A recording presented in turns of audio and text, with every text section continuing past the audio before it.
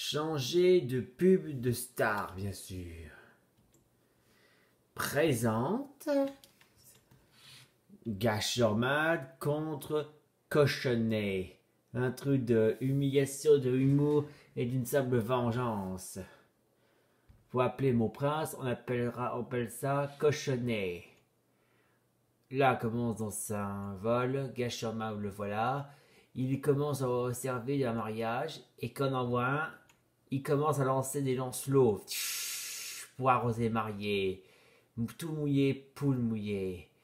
Et quand soudain, comme un Gasherman est devenu star de la télé, tous les enfants adorent ça, Gasherman. Les enfants adorent Gasherman. Il dit: oh, quand je serai grand, je serai comme lui. Oh, j'ai envie d'avoir une armure. Ouais, j'adore lui, Gasherman. Et il appelle aussi Gasherman. C'est ainsi que le réalisateur des publicités a une idée. Il a dit: ça y est, j'ai une idée comme nouvelle pub. Dans cette nouvelle TV poule, il a dû commencer une pub sur un mariage.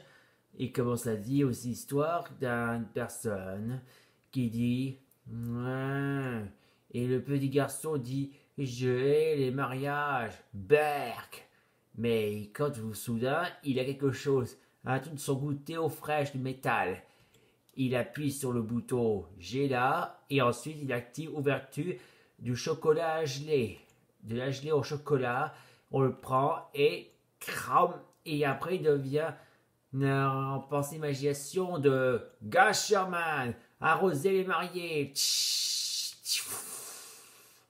Gasherman, le voilà en paration. Gasherman est là en position en mangeant du chocolat, chocolat à geler. Il est devenu Gasherman et le voit passer à l'action.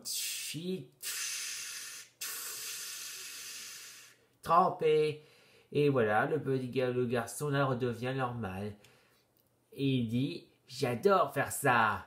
Il est fier et grâce au son goûter de gelée en chocolat de fraîche. Ça coûte sa ouverture. En appuyant sur ce bouton, on a ouverture. Et si jamais en cas où cette ouverture, il n'y en a plus, en cas où, le mieux c'est d'en gagner une étiquette. Il faut dire l'adresse qui doit se vendre au ferrailleur. Il est écrit sur l'adresse le nom du numéro du ferrailleur ainsi que l'adresse où il habite. Soit on peut l'appeler, ou soit demander la livraison de l'appeler, ou transporter dans un tas de ferraille. Dans un tas de ferraille, on transporte nous-mêmes les ferrailles, comme si on voit de conserve sont vides, on les envoie au ferrailleur. Et là, les ferrailles, les boîtes de ferraille, boîtes de conserve de Gasherman, on les envoie au ferrailleur pour gagner de l'argent. Et après, le voilà riche, en vendant ces boîtes de conserve vides de la gelée en chocolat, il les vend au ferrailleur et il reçoit de l'argent. Et il dit: j'ai gagné de l'argent grâce à l'idée de Gasherman, l'idée de sucre d'intelligence et le sucre aussi dans la chevet pour les faire vendre au ferrailleur, et comme ça on gagne de l'argent. Vendez les boîtes de conserve au ferrailleur et on gagne de l'argent. Et ceci est le chocolat, ça vend dans tous les magasins. On l'envoie comme ça. Et en plus, ce niveau de vente a dépassé tous les records. Un niveau fatal super. Dépassé mieux que le prince de chocolat, bien sûr. Quand le prince de chocolat n'a monté que la moitié. Et pourquoi? Parce que le prince de chocolat, c'est dégoûtant. Et pourquoi ça? Parce que ça périme, en plus en miettes. Et quand on mange un peu, un enfant mange ça, il l'avale, mais en avalant, il découvre aussi que c'est pas bon. Parce qu'en croquant, il préfère la gâcher en ne prenant que le chocolat, c'est tout. Ou mieux, l'ouvrir à la main. Mais le pire encore, c'est ce que ce prince à chocolat, ça fait pas devenir la force, au contraire. C'est mauvais. Parce que ça fait reprendre au Moyen-Âge, retour dans cette instance, sans technologie, mais plutôt retour dans un ancien temps pour humiliation. Et ça veut dire retour vers le passé. en enfer. En plus, les gens n'aiment pas ça et c'est dégoûtant. Berk. Quand le mot de prince, on préfère l'appeler le nom de cochonnet. Oui, le prince au chocolat. Là, ça fait grossir comme un tas de graisse. C'est pourquoi le mot prince, on appellera désormais le mot prince cochonnet. C'est tout. Et sa couronne, bah, dans ce cas, c'est bon pour jeter à la poubelle. Et voilà, la pub commence. Dans cette pub, Gasherman face en action. Il va penser à gâcher le mariage. Il envoie droit devant et il arrose. Comme ça. Tout mouillé. Et Gasherman est fier de son action. Il répond ha ha ha ha ha. Mais soudain, quelqu'un attaque l'épée.